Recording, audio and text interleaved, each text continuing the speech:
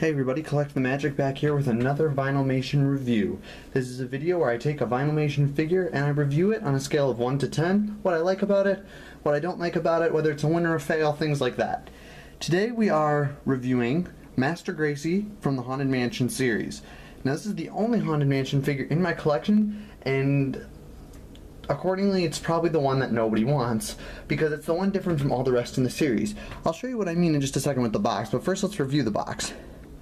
Now, this right here is probably the most iconic Haunted Mansion character, even though he's not even in the attraction anymore. He lasted in the Disneyland attraction for approximately 2 to 3 days. That, of course, is the Hatbox Ghost. He did make the vinyl figure in the series, and I definitely would like to have him in my collection. So, if you have the Hatbox Ghost, let me know. I'm interested.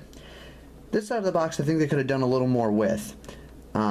Instead of just the tombstone. I think they could have decorated it up a little bit. Now you might notice my box is not in the greatest condition. That's because when I received this order off eBay, the box was flattened for shipping, and I don't mind that as long as the box can be put back together. This box really couldn't. Luckily I could save it a little bit, and I restored it the best I could. I mean, obviously there's some tears here, but I restored it the best I could. And this is obviously Gus from the Haunted Mansion attraction in Disneyland and Walt Disney World. Now let's take a look. Now this I also don't really like, the back of the box, because it's a different setup than the rest of the boxes that they have, where it's kind of the box is cut in half, they have the description on the top, and all the figures in 2 rows going that way. This is a little different. As you can tell, the Hatbox Ghost is right there, and these are all a little bit translucent. These have more of a greenish tint to them, these have more of a bluish tint, and the difference, you really can tell the difference when you get the figure. Master Gracy is the only figure in the series to not have that, and I'm really not sure who the, I really don't know who the chaser is from this series at all, so I can't even tell you who that is. But I would have put the Hatbox Ghost as the chaser, considering he's not even in the attraction anymore. I really respect when a series makes the chaser a character or a figure that no one's really heard of or rarely ever sees. So the Hatbox Ghost would have been the perfect opportunity for that. However, I think they went a different direction with that. Although the top of the box is a little boring, although the box overall is boring, it is a very good series and I really enjoy it. It's one of my favorite attractions from Walt Disney World, and I think that is an absolute key way to put it into vinyl form with the characters that they picked. I think they did a very good job of that. So these at the time retailed for $12.95, and that is not what I paid for it, I can tell you that. Alright, so the box overall I think is, in this case the figure is better than the box, but in many cases the box may be better than the figure. This of course is Master Gracy. If you don't know who that is in the attraction, he is the one in the Walt Disney World attraction in the foyer who ages in the portrait. That is Master Gracy.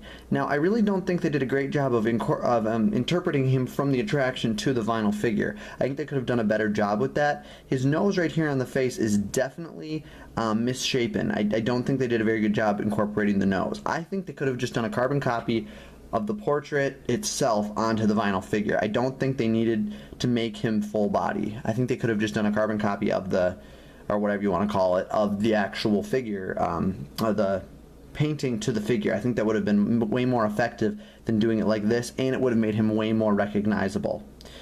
Although I have to say the detail on his suit is really nice, although he is rather plain. I do like this white detail, and there's a difference in texture right there, as you can kind of, well, you probably can't even tell.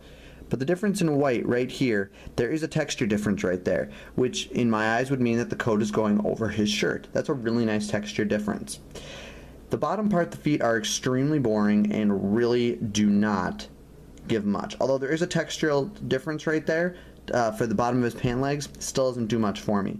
His ears are also a little misshapen, just like the nose is, and I think they could have done a little more with the actual Vinylmation ears itself.